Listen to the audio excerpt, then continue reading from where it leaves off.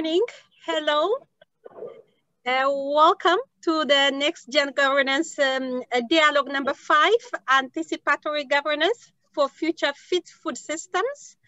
We'll be hearing from India and the Philippines. I'm Yamsra Chasafa, the Senior Policy Advisor for UNDP Philippines. I'm going to be your moderator, delighted to be that. We have participants from where I'm seated. I could see close to 28 people joining us already across from the region, colleagues from the country offices, both Philippines and India and the Regional Innovation Center in Bangkok, and then also colleagues outside the UNDP offices. We are here today to interact and discuss a very important agenda, food security in the time of a pandemic. And as we all know, countries have already begun implementing response measures to protect their population from food insecurity. Was a record time response, and we are here today to hear from what happens in India and the Philippines. Thereby, they generated significant amount of lessons and learnings that could inform potentially the future of governance. This dialogue, the number 5 one, is part of the regional initiative, Next Gen Governance Asia, supported by the Regional Innovation Center of UNDP, Asia and Pacific. The Philippines chapter has begun with a very good support from our Next Gen Governance champion, Senator Pierre. She is represented today by Mrs. Victoria Yvette Herrera, and we are happy to have her here.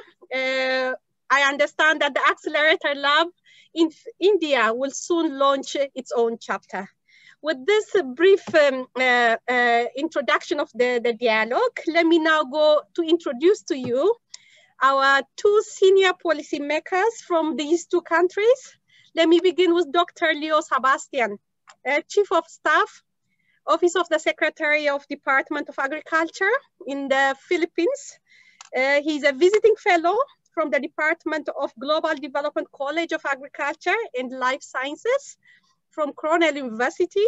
He has a rich experience after having to serve in a dedicated senior levels at regional research programs.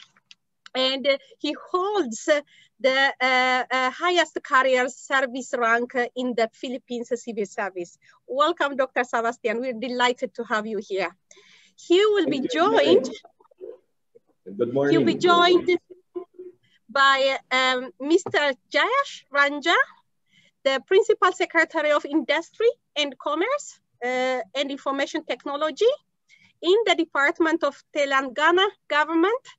Mr. Rajan has served in senior capacities in promoting industry as a commissioner and MD of the Industrial Department, Secretary of the Tourism Promotion Department, and Vice Chairman of Hyderabad Urban Development Authority, and various capacities in rural sectors for over 12 years. Welcome, Mr. Ranjan. We are delighted to have you here today. So, welcome, thank you. Now, we'll have 1 hour of a discussion in the dialogue. We'll apportion it in such a way that 45 minutes will be dedicated for a dialogue between the 2 policymakers, and for 15 minutes will be for question and answer. Please, colleagues who are here today, kindly share with us your questions in the Q&A window. We'll be able to pass it over to the 2 senior policymakers we have in this dialogue. Without any further ado, let me just pose 1 question to set us off in this very important dialogue. Now, kindly tell us in what ways COVID-19 has impacted food security in your respective countries, and how government has responded to such a crisis. Dr. Sebastian, would you like to start? Thank you, Yame, and I would like to share some slides later. So on behalf of the Secretary of Agriculture, Secretary William Dar, and the Philippine Department of Agriculture, I wish to thank the Regional Innovation Center, UNDP Bangkok Regional Hub, for inviting us to be part of this online dialogue on food security. We particularly appreciate the chance to share with you our thoughts and initiatives on this theme, anticipatory governance for future fit food system. The ongoing global COVID-19 pandemic has totally turned our world upside down, halting economic activities, forcing us government to impose lockdowns, and almost bringing our lives to a standstill. Yeah. Thank you. Can I share this slide? Sure, go ahead, please. Okay. It says host disabled. I think it's disabled. Afrin and colleagues, please assist us to make Dr. Sebastian to share his slides. Done. I think you can share now. Wonderful. Okay. So if you look at this slide, you can see the impact of COVID-19 on Philippine agriculture. Can you see the slide now? Yes. Okay. Yeah, go ahead, please. Yeah. So this is how the COVID-19 had impacted the Philippine agriculture.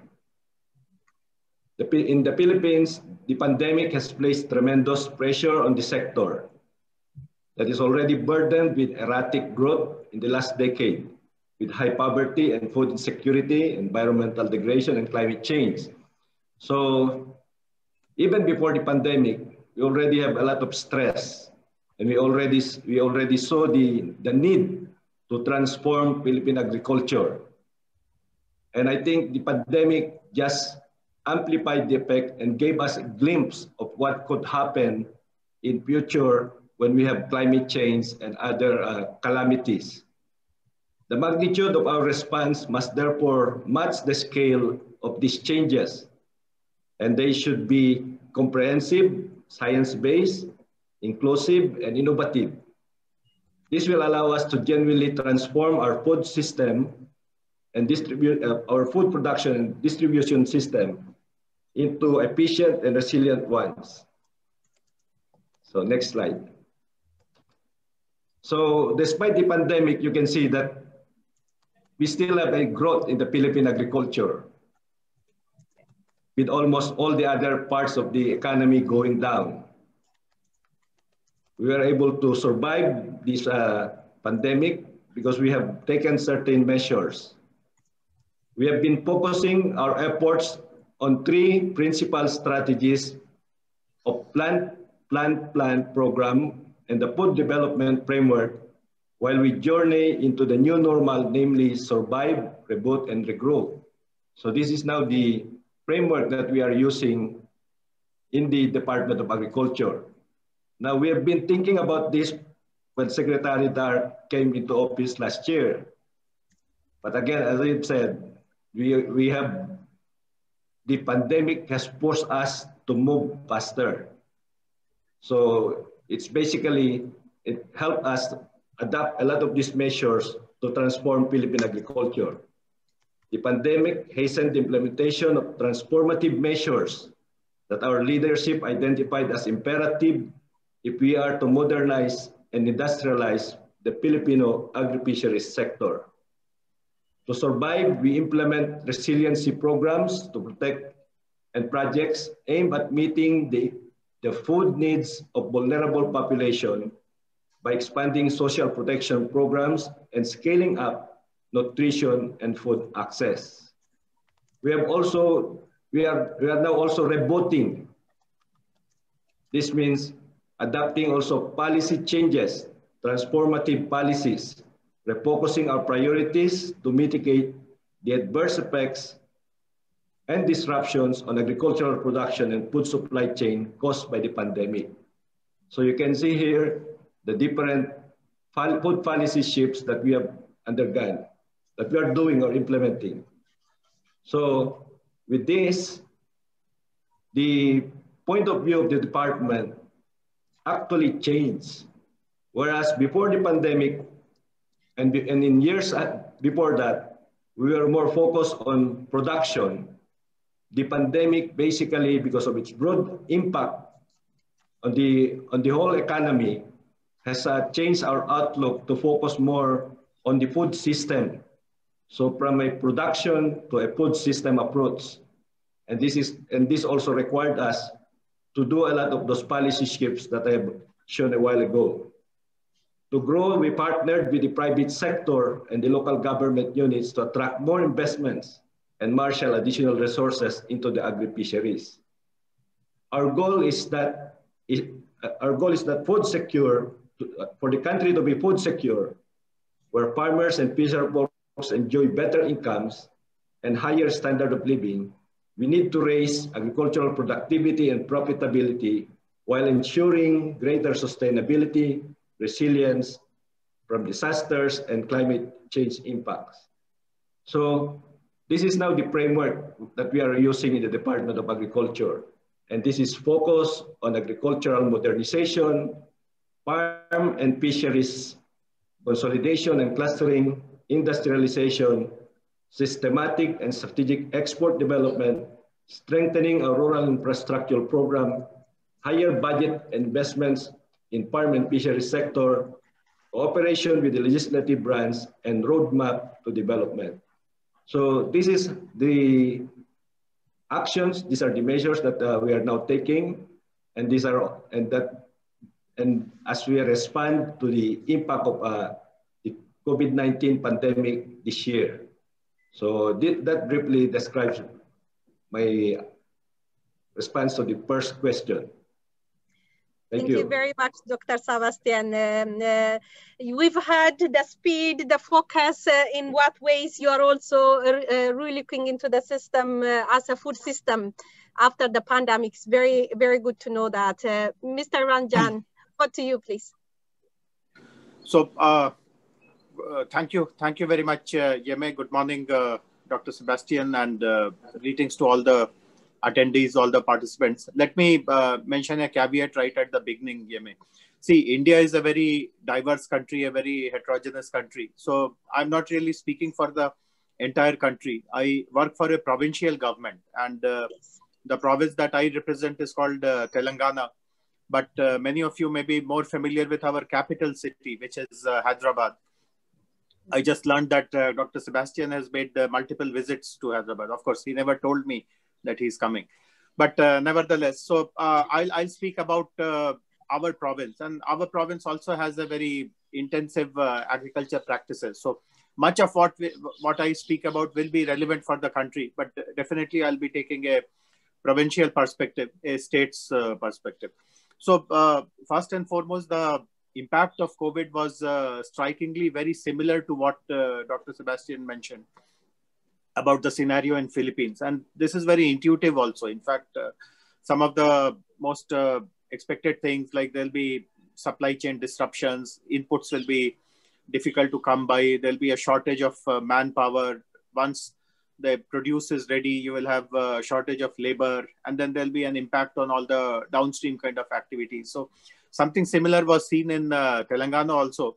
In some ways, we also anticipated that some of these problems will happen. But I must tell you that our government showed a very strong and a very rare kind of determination to ensure that agriculture operations are disrupted the least, and whatever is needed to really put the operations on track were done. So in India, the lockdown started in the third week of March and continued almost till late August or so. And in India, there are two crop cycles, two cropping seasons in this period. During the months of March, April, etc., we harvest the previous crop. And then in June, July, etc., we sow the next crop. So two very important seasons that came during this lockdown period when there was maximum disruption happening all around. But as I said, one very important thing to understand about our state, the province of Telangana, is that agriculture has been given tremendous importance. In fact, this also, I must also let everyone know that India has 28 provinces. Telangana is the newest province. It came into existence 6 years ago in 2014, June 2014 to be precise. And obviously, when you are a new state, you reshape your priorities, you look at what is important, what should be your focus. And I have no hesitation in sharing with all of you that agriculture has been the single most important priority. In fact, we have now reached a stage where 30% of the state's annual budget is spent on agriculture related spending. And agriculture contributes to 15.5% of the state's GSDP. It was much earlier. These are 2019 figures. And in 2014, when the state had come into being, it was much less. It was roughly around 12%. So due to the relentless focus and a very planned and systematic focus on agriculture activities, we have been able to improve the contribution of agriculture to the state's GSDP to 15.5%. And the point which I'm trying to make is that because of this high priority given to agriculture, and because of the momentum that we had built over the last 5 years, we did not want COVID or any other kind of obstruction to really pull us down. So what we have done is that during the COVID times also, during the lockdown period also, we ensured that agriculture operations are not affected. So while there is lockdown in industries, Hyderabad also is a very important IT hub. So there was restrictions on the operations of IT companies, etc., etc. We lifted practically all restrictions on agriculture operations. Of course, without diluting or without compromising on the safety requirements. So keeping all the safety requirements in mind, we actually permitted agriculture operations to be performed without any interruption. So in the months of March and April, harvesting took place as before. In the months of June and July, sowing took place as before. And when we completed the harvest in the months of March and April, as I said, in fact, rice is the most important crop in the province of Telangana. We found that our rice production has actually gone up by 42% as compared to the previous year. In India, there is a national body called the Food Corporation of India, which procures rice because rice is subject to what is called the minimum support pricing support. So the Food Corporation of India procures rice from every farmer.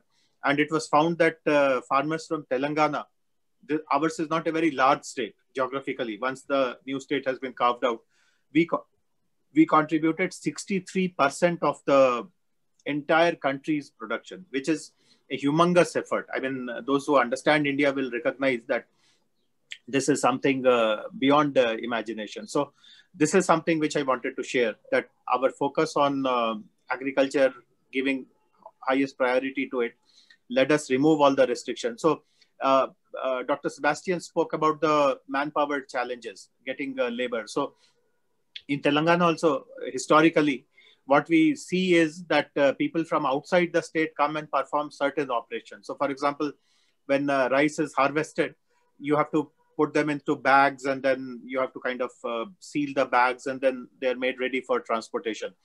And what we realized was that this bagging job was done typically by people from another province. They would come and they would kind of prepare those bags, etc.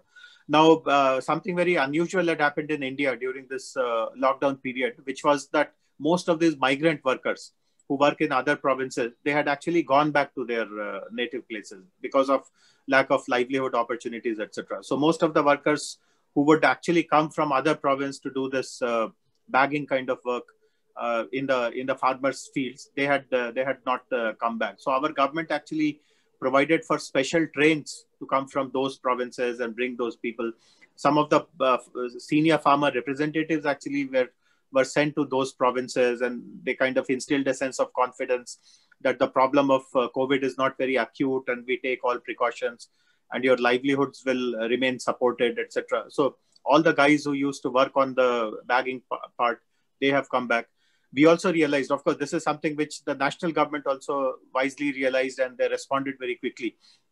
One other very serious impact has been seen on downstream processing. See, what happens is that in India, while food production is at record levels, but processing happens in a very uneven manner. Lots of food is transported to processing centers. And obviously during the pandemic time, transportation, free movement of vehicles, etc., was extremely restricted. Therefore, we felt lots of challenges in processing. And again, in the province of Telangana, we had been working for the last 3-4 years on creating farmer producers organizations, FPOs. Many of them had women as members. So we were able to, in the best possible way, engage the FPOs, particularly the women members, to do some bit of primary processing, so that even if the farm produce is not able to reach larger processing centers elsewhere, the crops are not spoiled. We do some primary processing at the village level in an aggregated manner. And subsequently, this is something which the national government did. They have brought out a formal food processing policy at the primary level, which is again something very useful, which is of course a very direct consequence of this lockdown, this COVID period, etc. So that should do well, not just for our province of Telangana, but for the whole of the country as well. So the resilience which we wanted to bring to agriculture during the COVID times has actually stood us in good stead. As I mentioned, the food production, particularly rice production, that has gone up by 42%. We have become the largest contributor to the national kitty. And while I know that the theme is today's dialogue's theme is on food security, but our government is also looking at a related aspect, but in some ways a separate aspect also of food security, which is of doubling farmers' incomes. See, this has been a very important priority for us, for the country as a whole, for almost 15-20 years now. In fact, successive governments in Delhi have spoken about how they must embark upon measures which actually double farmers' incomes. And some of you may know that the national government has passed some laws very recently about how this procurement that I spoke about, I mentioned a while ago that a national agency procures, but the government is now allowing private corporates also, if they want to procure directly from the farmers. So some of the laws which used to prevent that happening earlier, they have been modified. Of course, there's some bit of protest happening in certain parts of the country. But as I said, the focus in Telangana is, of course, food security is important, but doubling farmers' income is very, very important. And with that goal in mind, we want to ensure that whether it is lockdown, pandemic, COVID, or whatever, we will not deviate from the path that we have chosen. And we do multiple things, which I'll speak about hopefully later. But happy to listen to Dr. Sebastian also and see the amount of similarities between our experiences here in Telangana and what has gone on in Philippines. And I'm very pleased when he explained about how you want to rebound or bounce back and come out of this problem. Some of the ideas that he has shared seem to be extremely relevant for a country like India as well. Absolutely. Thank you very much. Yeah, go ahead, please. Yeah, JS, you presented a very good picture about what's going on in India, especially Telangana. I remember, I think 2018, I met your Minister of State when he visited Vietnam, and I think they also came to the Philippines, and they were, and I remember that your minister was really very interested in Chief Minister, I think, was really very interested in improving the agriculture of Telangana. And he was actually bragging that the yield of rice in Telangana is comparable to those of Vietnam. But nevertheless, he has a very progressive mind when it comes to agriculture. And I think our current minister and your current minister, I think, are friends, and they share common visions for agriculture. Yes, Dr. Sebastian. In fact, there is a lot to learn from countries like Philippines, Vietnam. Some of the practices that they follow are amazing. And let me share something which I alluded to a while ago, Yemi, if you're okay with this.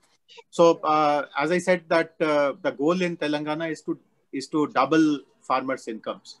And I do not know, Dr. Sebastian, what is the scenario in Philippines, but in India, there is a very real concern that lots of people are turning away from farming. People who are traditionally from farming families, from farmers' families, they are now choosing to move to the cities, get a job in the cities, and move away from farming because they have seen that it is not very remunerative.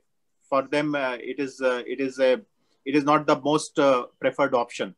So if you want to eventually provide food security, you have to ensure that enough number of people are in farming, and farming becomes remunerative. They are able to choose this as their profession as compared to something else. So how is it in Philippines? Do you see this as a challenge that large number of young people are moving away from farming?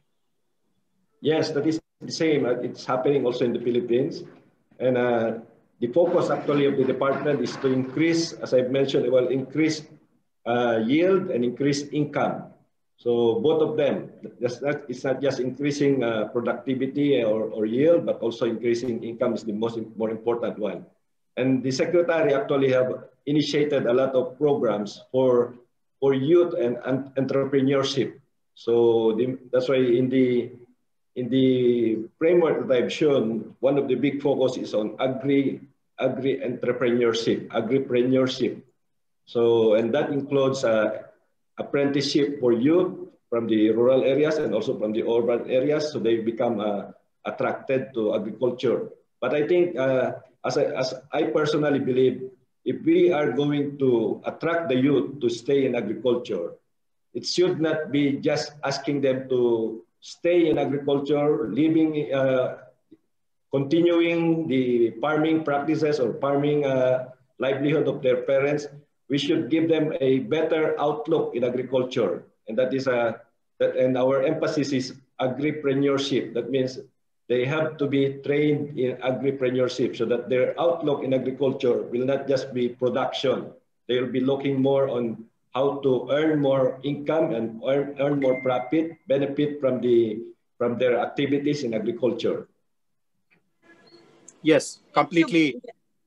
Thank you both. Sure, Thank you very much. If I may just continue the conversation a little bit, given the lessons that you've learned, which is incredibly amazing in the way in which countries have responded and the lessons that have been learned, what do you think would be something that would continue to inform the future? What change do you expect to happen in the future policy directions? If you could dialogue around those, would be extremely important. Sure. So shall I go first? Yes, please. Yes, go ahead. Yes, thank you. So, of course, this is something which, as I mentioned earlier, the micro food processing, the hyper-local food processing initiative of the government of India, that is definitely a very important step in the right direction. And my guess is that eventually lots of the kind of interdependencies that we see now in the agriculture value chain, someone else gets the seeds to you, someone else processes the seeds, and so on and so forth. So the entire value chain will become more and more hyper-local. Governments will be encouraged to design policies, provide their funding support in creating these kind of hyper-local centers where the entire value chain is captured at that location. Second, we see an increasing use of technology-assisted or technology-enabled agriculture. And in fact, I feel very proud to share with you, Yemi, that the NextGenGov assignment that I'm going to work on relates to predictive farming practices using technology. So this is something which I'm personally very keen that should happen in Telangana in a very significant way. I also would like to share with you that I mentioned a while ago that we spend 30% of our budget on agriculture and agriculture-related spending.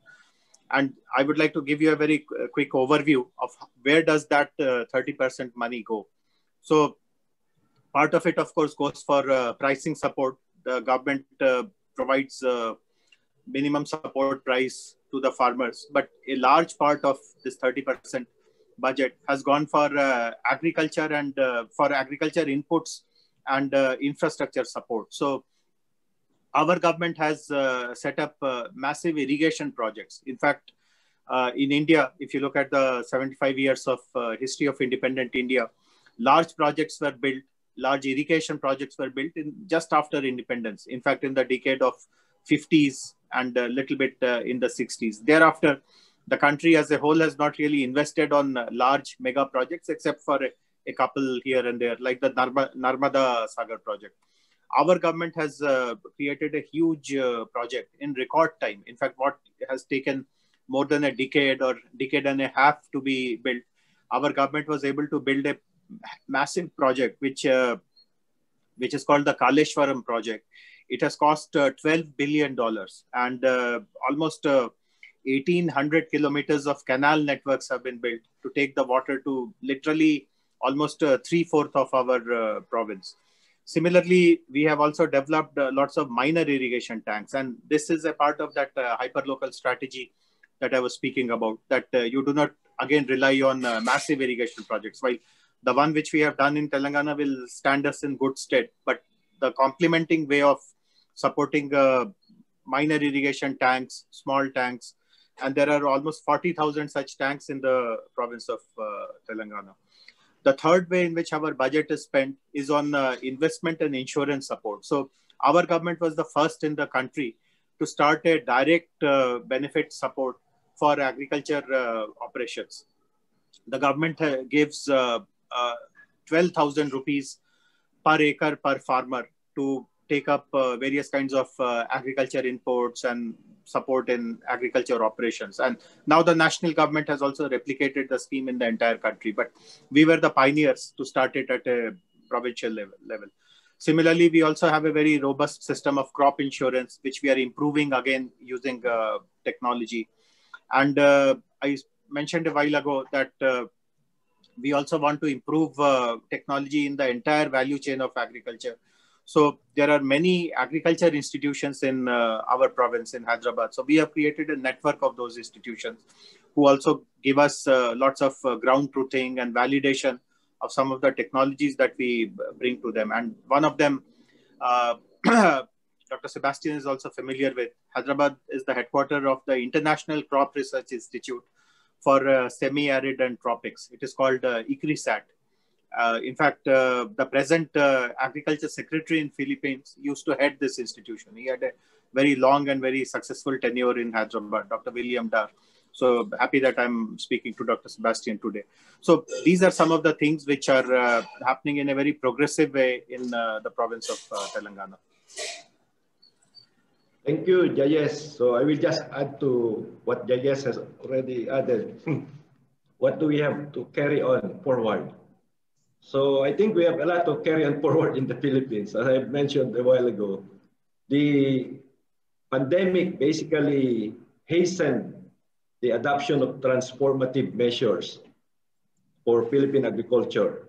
So just like we are transforming the way we do our meetings now, we do a lot of Zoom, we do a lot of online meetings. We don't travel that much anymore because of the restrictions. The agriculture sector is also transforming. So in terms of outlook, for example, as I've said, we used to be focused more on production. Although we always know that we should be looking on a, excuse me, we should be looking more on a food system approach. But we were never able to operationalize it.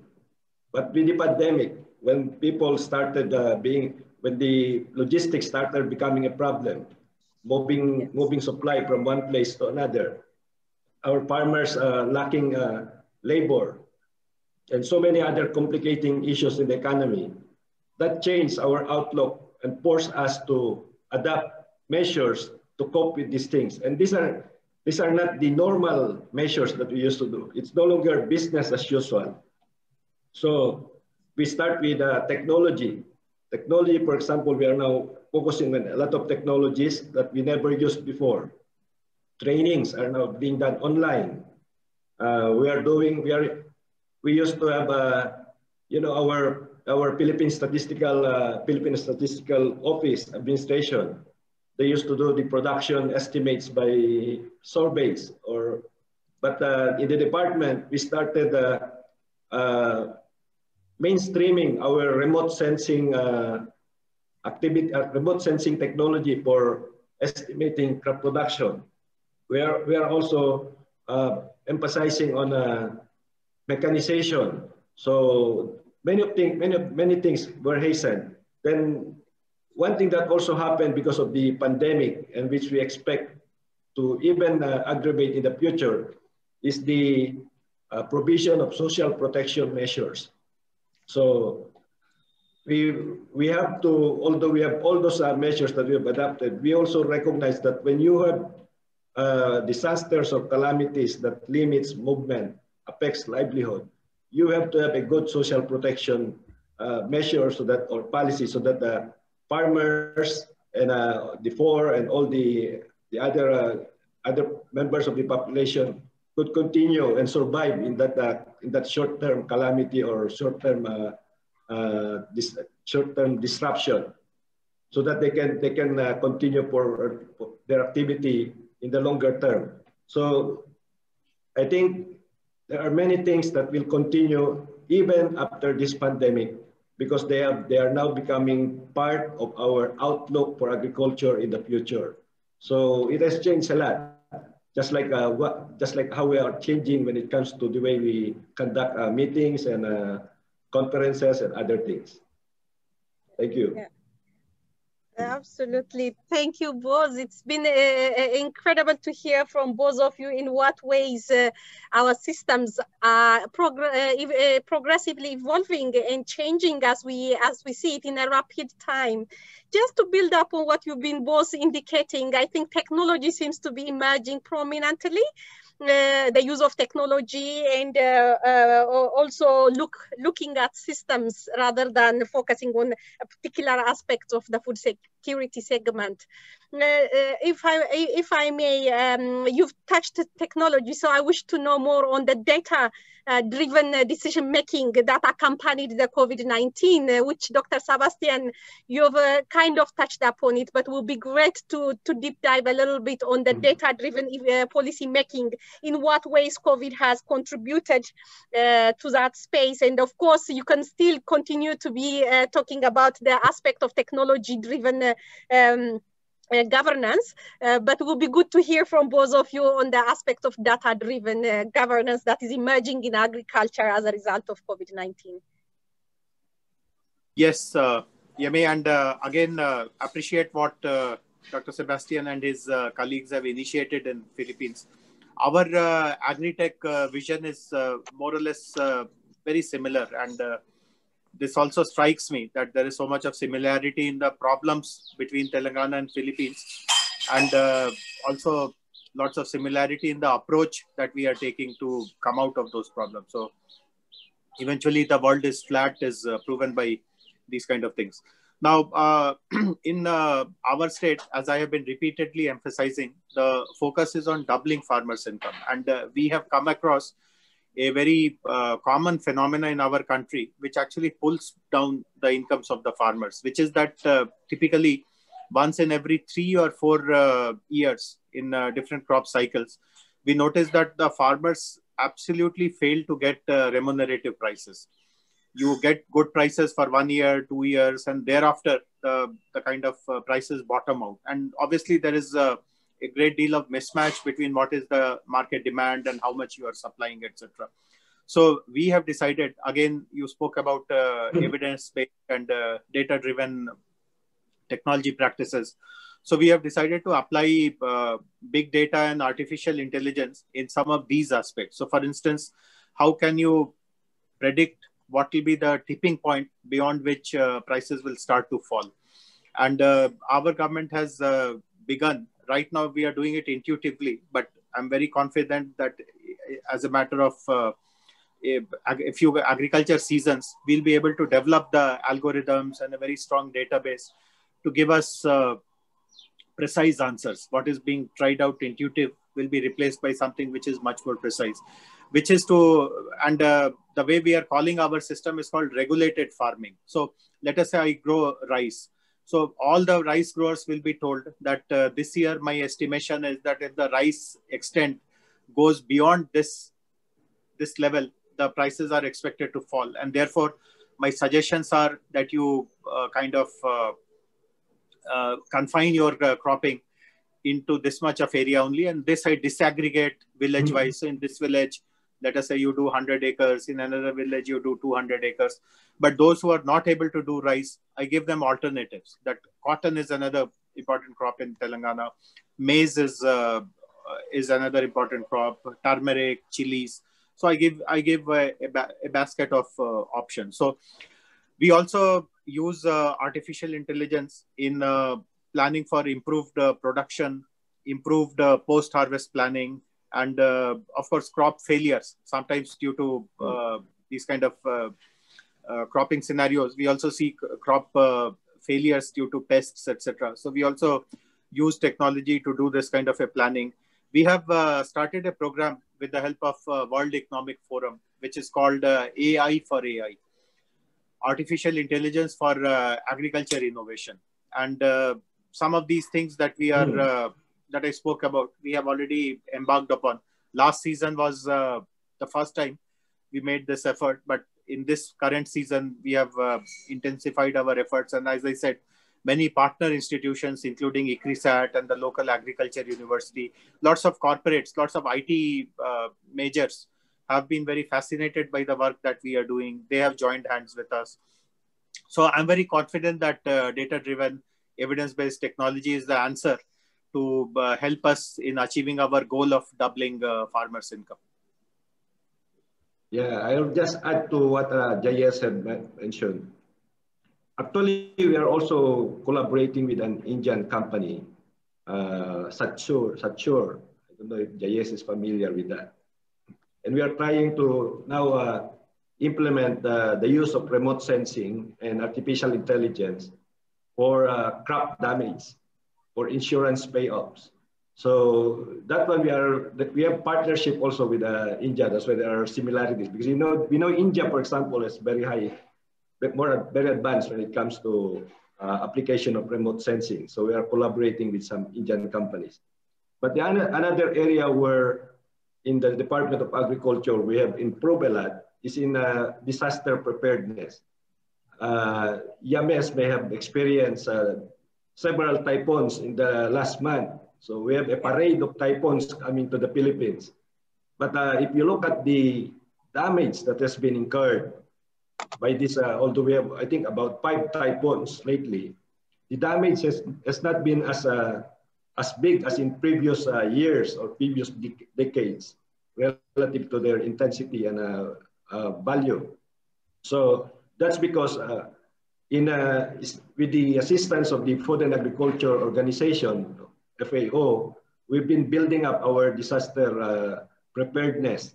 And this includes the use of remote sensing satellites and also climate forecasting database. So we were able to advise farmers, for example, so that they can plant earlier, or they can harvest before the typhoon usually comes in. So we are working on a lot of these things also.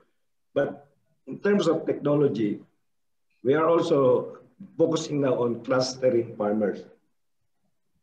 Clustering farmers, just like I think you have that also in Telangana, you call it a large field, small farm, large field yes. concept. Because I think this is the way to go when you want to do mechanization. You cannot distribute machines, or you cannot have each farmer have their machine because they are very expensive.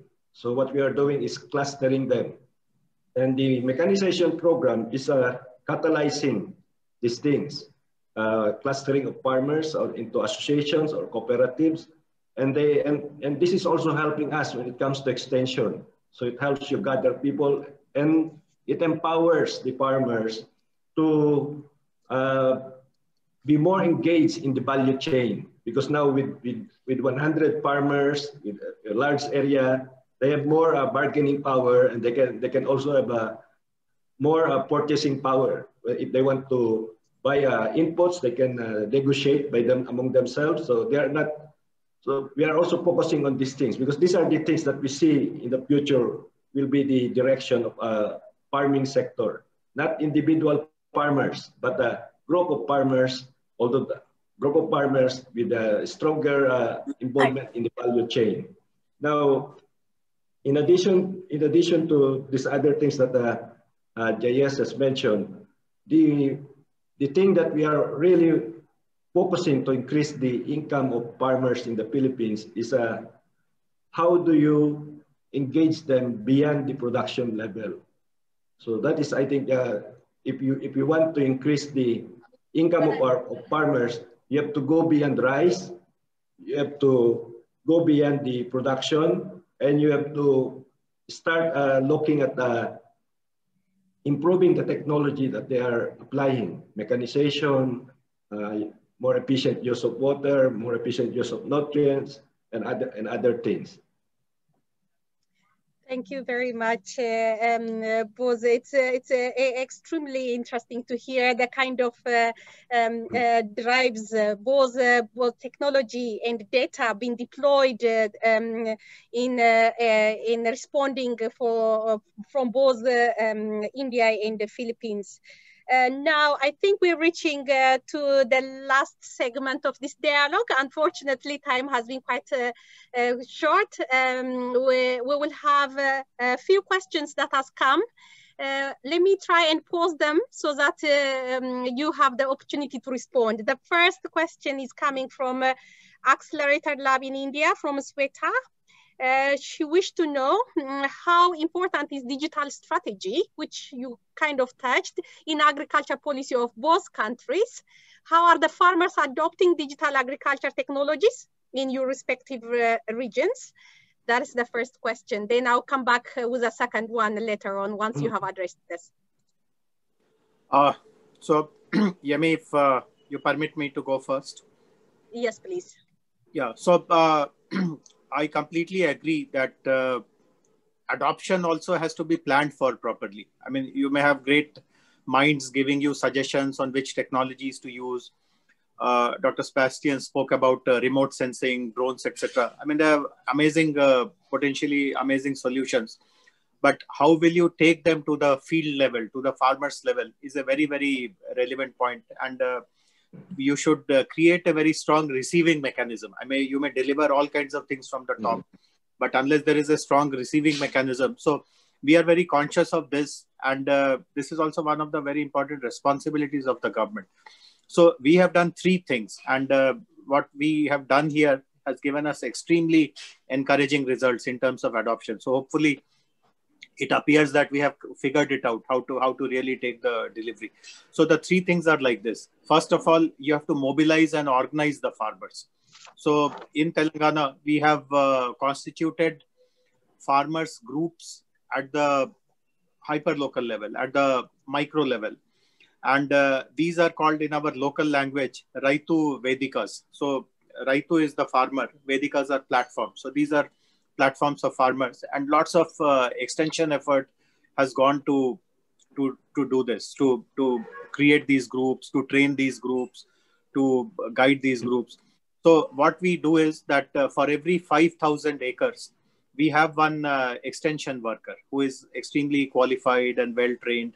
And in Telangana, for instance, we have 2,638 extension workers at the rate of one for every 5,000 acres. And we have given to them latest configuration tablet PCs. So they are well equipped in terms of hardware. The third thing is that lots of these technology delivery, we have done utilizing the Agriculture University.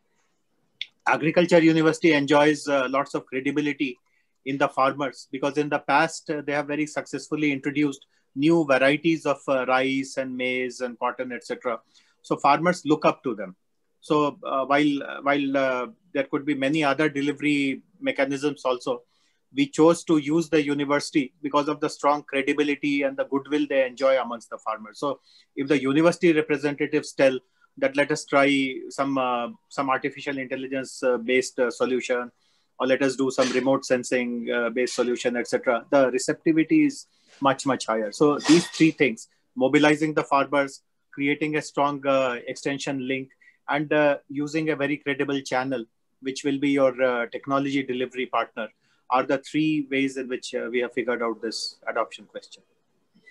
Yeah, actually, making farmers adapt or go towards digital agriculture is a challenging task because because if you look at our farmers, they are also of different levels of technological prowess or technological their ability to adapt technology is also at different levels. So we have to recognize that there are farmers who are ready for digital technology. These are farmers who are more progressive, ready to invest on drones. And there are farmers already in the Philippines who are using drones for application of fertilizer and for seeding.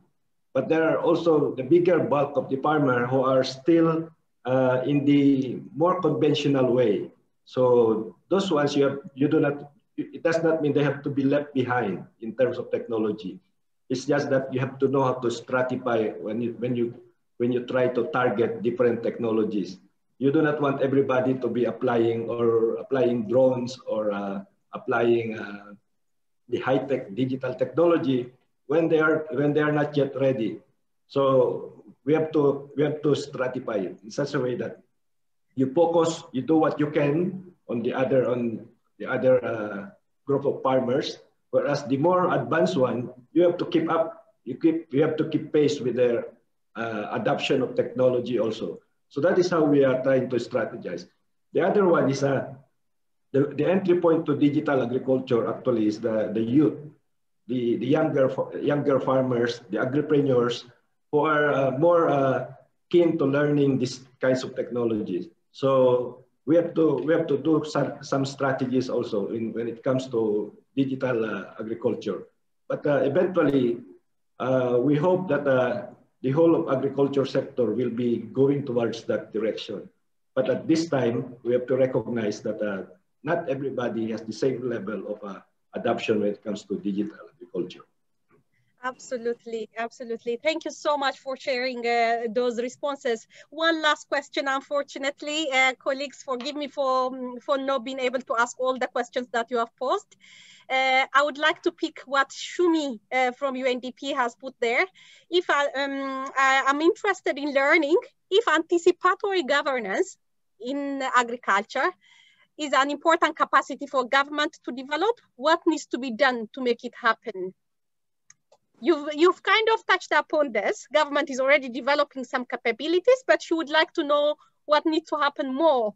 Kindly share your point of view on that particular question, please. So, go ahead. Anticipatory governance, yeah. Yeah. Go ahead, Doctor. For me, I think we have to start with a policy transformation. So there are still a lot of government policies that are more appropriate for the old system. But with the pandemic, as I have said, it disrupted a lot of things. If you are going to change your outlook, you have to change policies also. How you want to view agriculture. So that I think is very important. The other one I think is from policy you have to look at your framework. What is your framework of development? So are you still focused more on just production, or you would like to look at the system itself? So that's the other one. Then of course you have to recognize what the other thing that we also saw during the pandemics, that the importance of working with the private sector.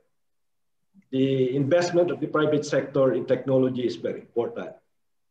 These were all amplified because suddenly we recognize that the government need the private sector to move when you have this pandemic. We need their investment, we need their cooperation, we need their technology inputs. Then the involvement of other sectors, the other sectors of the government. In the Philippines, we now have what we call the whole of government approach. The whole of government and also the whole of the system approach. You mean to say involving all including the private sector. So these, I think, are the things that we have to continue and we have to pursue if we want to sustain all these things. Mr. Rajan? So, yes. Can't agree with Dr. Sebastian more. Definitely policies, frameworks, etc. Very, very important. But I like to give a very short answer covering some of the operational aspects of predictive governance. So one is the importance of data sets. You have to, if you have to use data, first of all, you have to ensure that you collect the right kind of data, you collate the right kind of data, the data is properly annotated, the data is cleaned up, it's all reliable, authentic. You also need to develop capacities, because agriculture data, fortunately, in our country is very rich. Fortunately, there have been institutions who for decades have been collecting season-wise data, crop-wise data. So we have access today to very, very rich data. But at the same time, you also develop, you need to develop high performance computing capabilities. So in Telangana, we are investing in that. In fact, the whole process of collecting the data and cleansing the data also gives rise to lots of employment opportunities, which need not be confined to people who have high degrees or high qualifications. Even people with modest kind of educational background living in rural areas or smaller cities or towns can be employed in some of these data annotation, data cleansing, etc. And then operationally, I noticed there was a question on the private sector.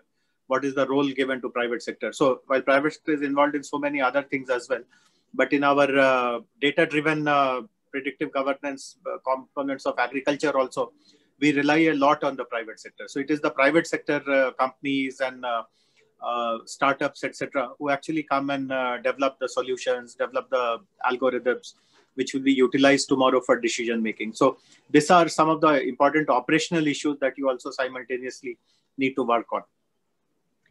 Thank you very much. Colleagues, please bear with me. Keep sending your questions, and we will be putting them across to the policymakers, and we will get their feedback to those questions and able to communicate back to you. Without really summarizing what has been a very rich discussion, I could ask both of you just in 1 minute, what is it that you picked from each other to see that was very interesting for you, and then we'll wrap it up immediately after that.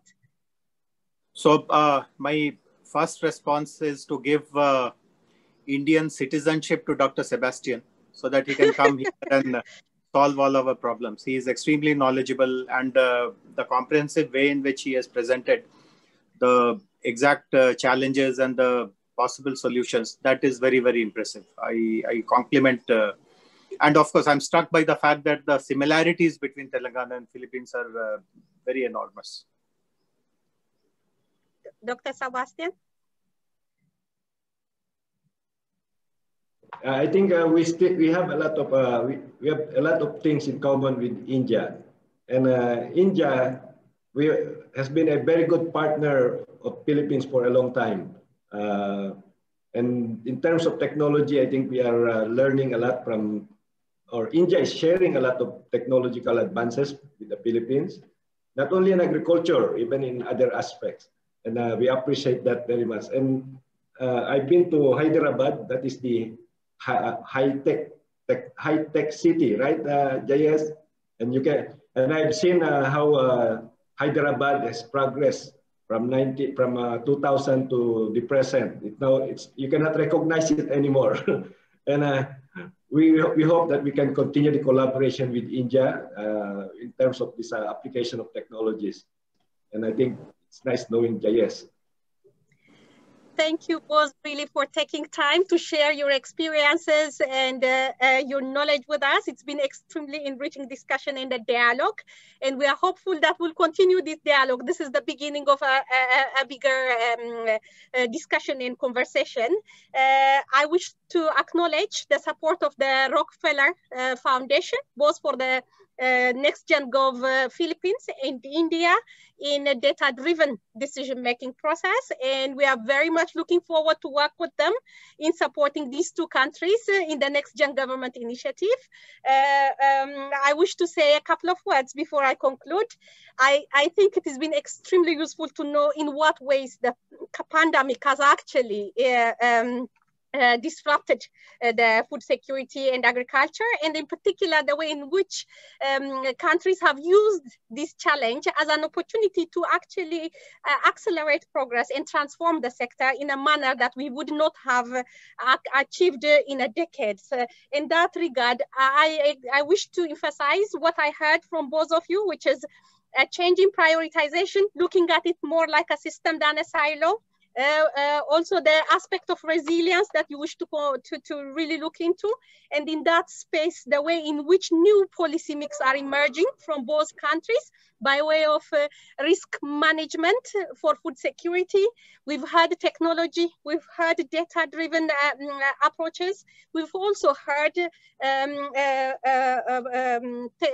policies such as risk insurance being deployed in this very important moment. But I also heard that this is not going to be short-lived. It will be continued in the future, and frameworks are needed, and data is more needed. So we are very delighted to be here with UNDP today with you to walk that journey going forward. And thank you everybody for your attention and time. Thank you both. It was a delight to host you today in this important dialogue. Thank you. Thank you. Thank you very much. Thank you very much. Yeah. Bye, Dr. Sebastian. Bye-bye. All right. Thank you. Thank you, everyone, for your attendance. Looking forward in your next discussion. Thank you.